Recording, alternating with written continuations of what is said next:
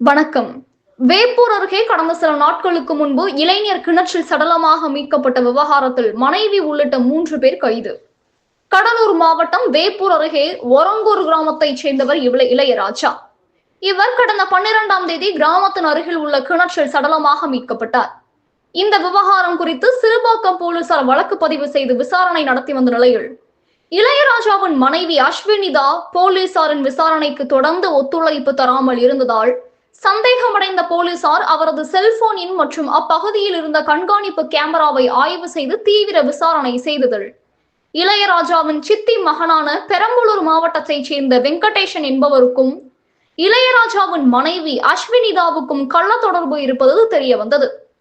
இதனைத் தொடர்ந்து தலைமறைவாக இருந்த வெங்கடேசனை பிடித்து விசாரணை செய்ததில் சம்பவம் நடைபெற்ற அன்று இளையராஜாவும் வெங்கடேசனும் கீழக்கல்பூண்டி கிராமத்தில் உள்ள அரசு மதுபான கடையில் மது வாங்கி கொண்டு அந்த கிராமத்தின் அருகில் உள்ள பகுதியில் மது அருந்தி கொண்டிருக்கும் பொழுது இளையராஜா வெங்கடேசனிடம் தனது மனைவியுடன் ஏன் தொடர்பு வைத்துள்ளார் என கேட்டுள்ளார். இதில் ஏற்பட்ட வாக்குவாதத்தில் வெங்கடேசன் இளையராஜாவை தாக்கியதில் இளையராஜா மயங்கி விழுந்துள்ளார். இதனையடுத்து வெங்கடேசன் இளையராஜாவை தனது காரில் தூக்கி போட்டுக் கொண்டு பெரம்பலூர் மாவட்டத்தில் உள்ள தனது சொந்த ஊரான அகரம் கிராமத்திற்கு சென்றுள்ளார்.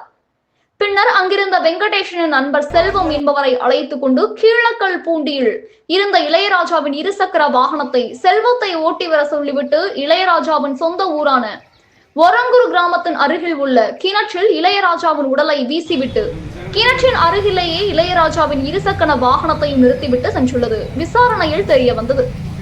இதனை அடுத்து போலீசார் கொலையாளி வெங்கடேசன் மற்றும் அவருக்கு துணையாக இருந்த அவரது நண்பன் செல்வம் இவர்கள் இருவருக்கும் உடந்தையாக இருந்த இளையராஜாவின் மனைவி அஸ்வினிதா ஆகியோர் மீது வழக்கு பதிவு செய்து கைது செய்தனர்.